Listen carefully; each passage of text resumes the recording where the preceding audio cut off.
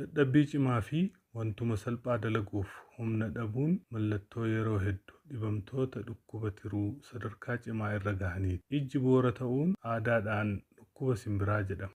Dhukkubni tiruu yoo hammaatu yeroo tokko tokko ijji boora ta'uu danda'a. Garuu dhukkuba tiruutiin alas sababoonni ija boora taasisan jiru. Dhiita'uu miilaa, dhiita'uu garaa, dhiiga deebisuu mallattoowwan dhukkuba tiruu sadarkaa hammaataati. Dhukkubni tiruu sababa tokko qofaan kan dhufu miti. Dhukkubni tiruu ji'a 6 caalee dhibee tiruu gadi fagaate yookiin kiroonik jedhama. Isaaf ammoo hordoffii barbaachisaa fi gahaa ta'e yoo hin taasifne tiruu dadhabsiisee lubbuu dabarsuu danda'a. Irra hedduun dhukkuba tiruu yaala ammayyaatiin guututti fayyuu ni danda'a. Garuu tokko tokko guutumatti fayyisuun waan hin danda'amneef yeroo dheeraaf hordoffii barbaachisa. Dhukkubni